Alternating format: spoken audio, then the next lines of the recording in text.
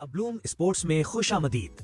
दुनिया भर के स्पोर्ट्स शायकीन के लिए एक बेहतरीन चैनल। यहाँ हम आपके लिए स्पोर्ट्स की दुनिया के शानदार और बामकसद तज्जिए, ताज़ा तरीन खबरें और वो यादगार मनाजिर लाते हैं जो खेल को खास बनाते हैं। अब्लूम स्पोर्ट्स को सब्सक्राइब करें और स्पोर्ट्स की दुनिया से हर लम्हा जुड़े रहें। चलिए जी, पाकिस्तान सुपर लीग के चाहने वालों के लिए आ गई है एक बहुत ही बड़ी खबर। वो तब्दीली जिसका सबको शिद्दत से इंतजार था, अब लगता है कि आखिरकार होने जा रही है। आइए इस मामले की गहराई में उतरते हैं। तो सबसे बड़ा सवाल जो हर फैन के जहन में है, क्या खिलाड़ियों को चुनने का पुराना ड्राफ्ट सिस्टम अब माजी का हिस्सा बनने वाला है? क्या वो दिन गए जब टीमें सिर्फ अपनी बारी पर खिलाड़ी मुंतखब किया करती थी? और जवाब है जी हाँ। अंदर की खबर यह है कि 70 से 80% तक ये बात पक्की हो चुकी है कि इस बार पीएसएल में ड्राफ्ट नहीं, बल्कि पहली बार खिलाड़ियों की नीलामी यानी ऑक्शन होगी। ये फैसला पाकिस्तान सुपर लीग की गवर्निंग काउंसिल और तमाम फ्रेंचाइजीज की एक मीटिंग में हुआ है। तो आखिर ये तब्दीली इतनी बड़ी बात क्यों है? मतलब ड्राफ्ट से ऑक्शन पर जाना सिर्फ एक छोटा सा टेक्निकल बदलाव नहीं है, ये लीग की पूरी मईशत और खिलाड़ियों की कद्र को हमेशा के लिए बदल देने की सलाहियत रखता है। देखें, सीधी सी बात है, ड्राफ्ट सिस्टम में खिलाड़ियों को प्लैटिनम, डायमंड जैसी कैटेगरीज में बांट दिया जाता है और हर कैटेगरी की एक फिक्स कीमत होती है। लेकिन ऑक्शन में हर खिलाड़ी की एक बेस प्राइस होती है और फिर फ्रेंचाइजेस उस पर बोली लगाती हैं, जिसकी बोली सबसे ज्यादा खिलाड़ी उसका।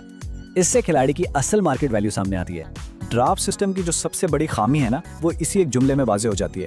ये सोचना ही एक तरह से नाइंसाफी है कि बाबर आजम जैसा बड़ा ब्रांड, उसको भी वही कीमत मिले जो किसी कम तजुर्बेकार या कम मशहूर खिलाड़ी को उसी कैटेगरी में मिल रही हो। ऑक्शन इसी फर्क को खत्म कर देगा। लेकिन रुकिए, इससे पहले कि सब बहुत ज्यादा पुरजोश हो जाएं, ये समझना जरूरी है कि ऑक्शन फौरी तौर पर नहीं होने वाला। इस तक पहुंचने के लिए अभी कुछ अहम मराहिल बाकी हैं। तो इसका टाइमलाइन कुछ यूं नजर आता है। देखें, सबसे पहले मुल्तान सुल्तान्स की फ्रेंचाइज फरोख्त होगी, जिसकी बिड्स जमा कराने की आखिरी तारीख 30 जनवरी है। फिर नए मालिक के आने के बाद T20 वर्ल्ड कप होगा, तो ज्यादातर इम्कान यही है कि खिलाड़ियों की नीलामी वर्ल्ड कप के बाद ही मुमकिन हो सकेगी। अब जहां ज्यादातर फैंस और फ्रेंचाइजेज इस तब्दीली पर खुश हैं, वहीं कुछ ऐसे भी हैं जो इसके सख्त खिलाफ हैं। खासतौर पर लाहौर कलंदर्स की इंतजामिया इस मामले पर एक बिल्कुल मुख्तलिफ राय रखती है। ये अल्फाज लाहौर कलंदर्स के समीन राना के हैं, जो उन्होंने एक तकरीब में एक सवाल के जवाब में कहे। उनका नुक्ता नजर ये है कि खिलाड़ियों पर इस तरह बोली लगाना गैर अखलाकी महसूस होता है, जैसे वो कोई चीज हो, इंसान ना हो। ये एक जज्बाती दलील है जो ऑक्शन के इंसानी पहलू पर सवाल उठाती है। लेकिन लाहौर कलंदर्स के इस मौकिफ को उनकी खिदमात के तनाजुर में देखना भी बहुत जरूरी है। उनके प्लेयर डेवलपमेंट प्रोग्राम ने पाकिस्तान को क्या नहीं दिया, हारिस रऊफ और फखर जमान जैसे कितने ही सितारे दिए हैं। इसलिए उनकी मुखालिफत को सिर्फ एक जज्बाती बयान समझकर नजरअंदाज नहीं किया जा सकता। चलिए इन तनाज़ात से हटकर अब सबसे दिलचस्प सवाल की तरफ आते हैं। ऑक्शन में खिलाड़ियों की कीमत लगेगी क्या, खास तौर पर हमारे बड़े सितारों की?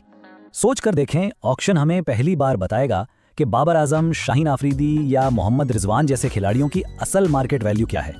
ये सिर्फ उनकी क्रिकेट की सलाहियत के बारे में नहीं, बल्कि उनकी पूरी ब्रांड वैल्यू के बारे में। मिसाल के तौर पर बाबर आजम को ही ले लें।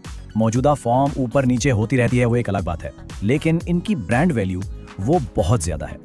ज़राए के मुताबिक एक खुली नीलामी में उनकी कीमत आराम से $1 मिलियन से भी तजावुज कर सकती है।